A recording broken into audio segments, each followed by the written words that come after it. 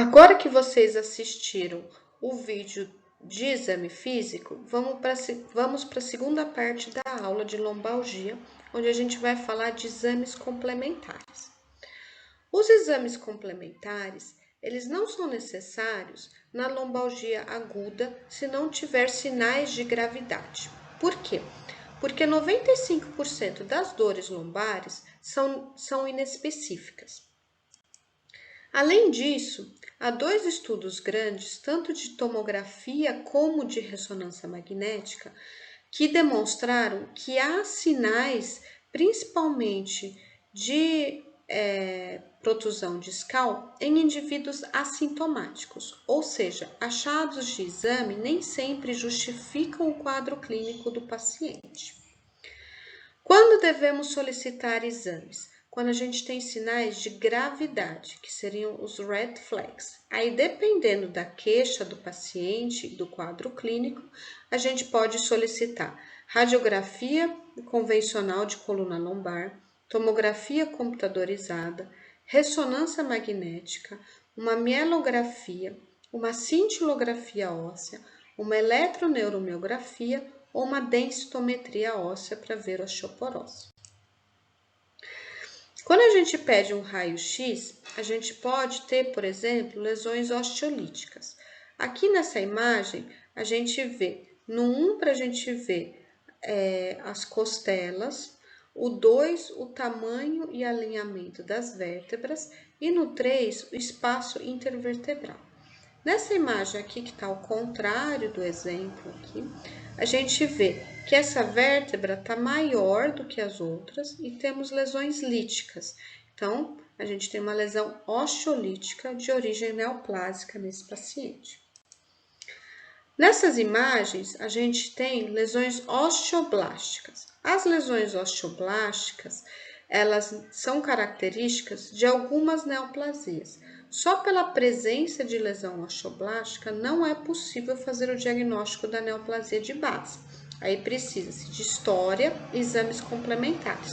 Por exemplo, essa imagem é uma lesão osteoblástica num paciente com neoplasia de mama e aqui um paciente com linfoma de Hodgkin. Também podemos ter fraturas. As fraturas podem estar associadas com traumas, como a gente viu na parte 1 da aula, então traumas maiores ou traumas menores, ou podemos ter fraturas patológicas associadas à neoplasia. Nesse caso, é importante lembrar da idade, principalmente as neoplasias primárias, onde o paciente é mais idoso. Também podemos ter a espondilolise. O que é a espondilolise? A espondilolise ocorre quando a gente tem um defeito, uma ruptura na parte intraarticular aqui vertebral. E aí, essa vértebra, ela escorrega para frente. Então, aqui temos um raio-x, onde quando a gente avalia o alinhamento posterior, a gente vê que L4 está mais para frente, a mesma coisa com o alinhamento anterior, que está mais para frente, né? Essa L4, então a gente tem uma evidência que a gente tem esse defeito. Também a lombalgia pode ser decorrente de hérnia de disco. O raio-x não é bom para ver hérnia de disco, aí teria que ser tomografia ou ressonância, que é o padrão ouro. Aqui temos uma imagem onde a gente tem uma herniação demonstrada aqui nesse esquema, mostrando a compressão do canal medular. Aqui temos duas imagens também de tomografia de ressonância, mostrando uma hérnia mais lateral e aqui mais central numa hérnia de disco. Em relação às lombalgias inflamatórias, é importante separar o que a gente quer avaliar com que método de imagem. Então, a gente pode avaliar tanto inflamação quanto dano. Uma radiografia de sacroiliaca vai indicar dano, ela não vai mostrar inflamação. Então, aqui temos uma radiografia simples, mostrando as sacroiliacas normal, que a gente chama de grau 0, e aqui um paciente com uma anquilose total de sacroiliaca, ou seja, a gente não consegue ver nada dessa sacroiliaca, que é uma sacroileite grau 4. Ela indica dano. A ressonância, principalmente as sequências ponderadas em T2 com supressão de gordura, vão mostrar edema ósseo subcondral, que indicam, que nem nessa imagem, a sacroileite bilateral. Geralmente elas estão presentes em mais de um corte.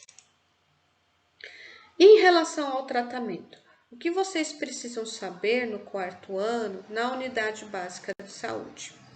Primeiro, que o tratamento não medicamentoso é tão ou mais importante quanto o tratamento medicamentoso. Ou seja, precisamos orientar o paciente que a grande maioria das dores lombares são agudas e com resolução em pouco tempo. Os autocuidados, como calor local, alongamento, devem ser realizados. E em pouquíssimos casos, a gente suspende a atividade física ou indica o repouso absoluto. E o paciente, na grande maioria das vezes, pode retornar ao trabalho. Em relação ao tratamento medicamentoso, usamos analgésicos, anti-inflamatórios e relaxantes musculares. E devemos atentar a eventos adversos, preferências pessoais e contraindicações das medicações. Então, quando a gente vê um paciente com uma dor lombar aguda, a gente deve avaliar se ele tem sinais de gravidade, os red flags, ou não. Se ele não tiver red flags, a gente avalia se ele tem uma ciática associada ou não. Se ele não tem uma ciática associada, a gente usa anti-inflamatórios não esteroidais, miorrelaxante, e avaliar sempre se o paciente tem contraindicação a essas medicações. Porém, o repouso não está indicado e a gente orienta a manter as atividades diárias. Se o paciente tem queixa de ciática, a gente também usa anti-inflamatório e miorrelaxantes, podendo usar corticosteroides orais ou infiltração, e o repouso é relativo, ou seja, ele não deve fazer atividades de peso, nem atividade física é importante, mas ele pode fazer as atividades do dia a dia em casa. E aí a gente ainda investiga se ele tem ou não indicação cirúrgica ou ele precisa só fazer o acompanhamento clínico. Se o paciente tiver sinais de gravidade, os red flags, a gente precisa fazer uma investigação etiológica. Então, aqui é um exemplo de uma receita que a gente pode fazer para um paciente em segmento. Então, deve-se lembrar que as receitas, elas sempre têm um logo da onde que elas estão sendo emitidas, que pode ser do SUS ou pode ser de consultório particular. Não é permitido usar receitas de uma área onde você não está trabalhando, ou seja, você usar a receita do SUS em um consultório ou vice-versa.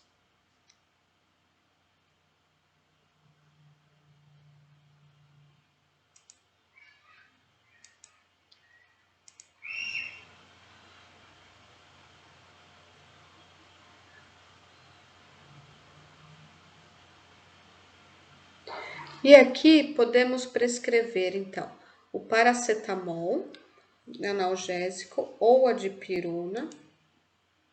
Aqui temos, então, o símbolo do SUS, o nome do paciente, colocar sempre o modo de uso da medicação, se é uso oral ou não, e lembrar de ter o carimbo, assinatura e uma receita datada. Em relação ao paracetamol, temos a apresentação de 500 mg, que é mais frequente na unidade básica de saúde, mas também podemos ter de 750. E o comprimido pode ser usado de 8 em 8 em até 6 em 6 horas. A dipirona a gente tem de 500 mg e pode ser utilizada de 8 em 8 ou de 6 em 6 horas.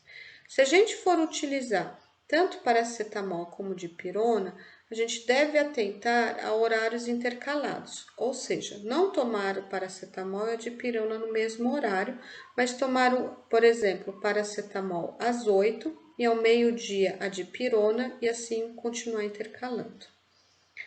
A ciclobenzaprina é o relaxante muscular mais frequentemente prescrito, que tem de 5 ou de 10 miligramas. A ciclobenzaprina é contraindicado em pacientes com glaucoma, por exemplo. E lembrar que ela pode dar muito sono. Então, deve-se investigar que horas que o paciente acorda de manhã, para ele não tomar medicação à meia-noite e acordar às 4 horas da manhã, que ele vai acordar com muito sono. Caso a gente prescreva diclofenaco, a gente deve lembrar de prescrever também protetor gástrico, principalmente se for um uso mais crônico e pacientes com fatores de risco para sangramentos intestinais ou em uso como concomitante de AS para doença cardiovascular. Em relação à receita de controle especial, utilizamos ela para uso de opiáceo, por exemplo. Nela, no canto esquerdo, tem um local para colocar o nome do médico, CRM ou endereço. Na unidade básica de saúde, geralmente já tem o endereço desta unidade anotado. O receituário de controle especial também é usado para, por exemplo, antidepressivos que a gente usa para dor crônica. É importante lembrar que quando fazemos a receita de controle especial, devemos colocar a quantidade de caixas que o paciente deve pegar por receita. Então, o uso contínuo não vale para essa receita, a gente sempre tem que colocar o número de caixas. E o paciente tem que comprar todas as caixas que estão na receita. Então, muito cuidado se a gente coloca 12 caixas, porque ele vai ter que comprar as 12 caixas de uma vez só. Então, muitas vezes a gente faz mais de uma receita.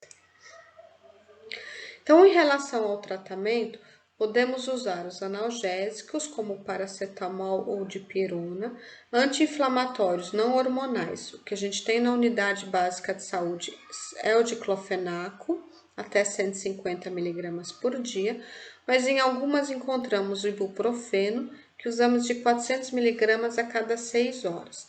Tem o nimesolide de 100 miligramas de 12 em 12 e o celecoxib, que é o inibidor seletivo da COX, que não é encontrado na unidade básica de saúde, mas tem um risco reduzido de sangramento intestinal.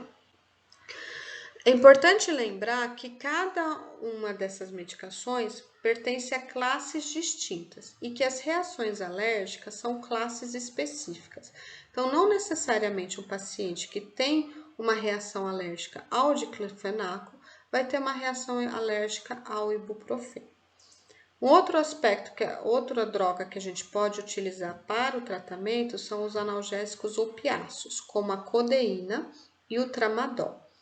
Os antidepressivos, geralmente os tricíclicos, a gente usa como coadjuvantes, principalmente na dor crônica, o que a gente usa mitriptilina de 25 a 100 miligramas. Como adjuvantes no tratamento da dor crônica, também podemos usar a carbamazepina ou o topiramato. Outras opções muito úteis para o tratamento da dor lombar são acupunturas, manipulações da coluna, escola de postura, yoga e fisioterapia. Em alguns raros casos, tem o tratamento cirúrgico. Então, em resumo, as lombalgias são muito prevalentes em todas as especialidades. A mais frequente é a lombalgia mecânica, mas a identificação das lombalgias inflamatórias e viscerais é essencial para um tratamento adequado. Se a gente tem uma história de lombalgia inflamatória, devemos pesquisar espondiloartrite. Em um caso de uma lombalgia mecânica aguda, nem sempre é necessário investigar a causa etiológica. Se não houver sinais de gravidade, os red flags, deve ser realizado um tratamento intensivo multiprofissional, com o intuito de evitar a cronificação. A lombalgia crônica é um grave problema de saúde pública. E a radiografia ou outros métodos de investigação complementares não devem ser solicitadas num paciente com dor lombar aguda que não tiver sinais de gravidade de red flags, porque muitas vezes os achados não estão correlacionados com a clínica. E protusão discal não é causa de dor, a não ser que o paciente tenha um quadro clínico sugestivo. Obrigada e fico à disposição para tirar dúvidas com você.